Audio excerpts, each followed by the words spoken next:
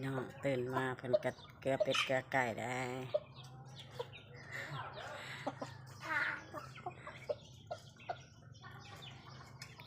ไก่เพิ่นก็เริ่มลายแล้ว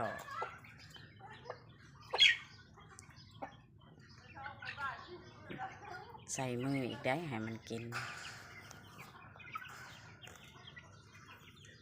จะโตละไก่นะครับ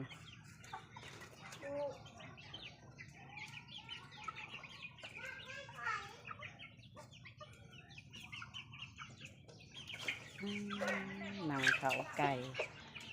ตื่นมาทำมาแกะเป็ดแกะไก่ก็นั่งเล่นกับไก่นั่นแหละนี่แหละคือเวียกของเพิ่นเวียกของเพิ่นโบราณดักตื่นมาแกะไก่ไก่ซ้ำกันแม่ เมื่อกี้ได้ไข่บ่ ฉะนั้นมันก็ไข่แล้วมันเชื่องเลย โอ้ยชุบไม่เดือดยังบ่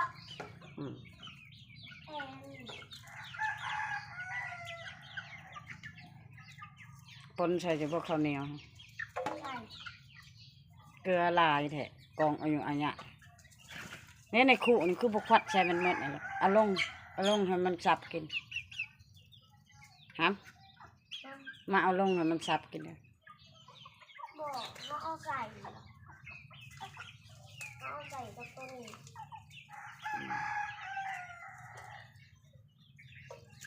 ไก่เพิ่นก็เริ่มลายแล้วได้ขอบไก่เพิ่นกระสิบประมาณนี้ได้เพิ่นเห็ดกับแม่แล้วนี่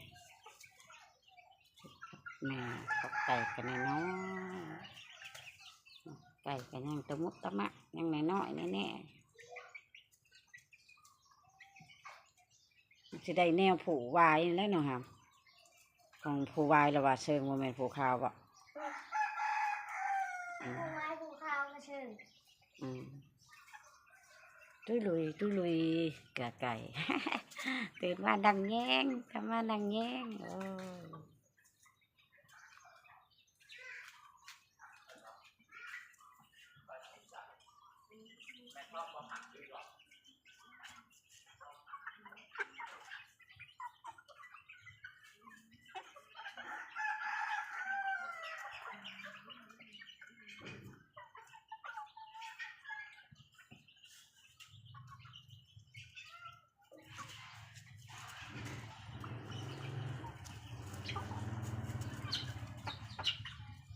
มันก็กินใส่ตัวคางเมื่อวานนี่ใส่ฮะ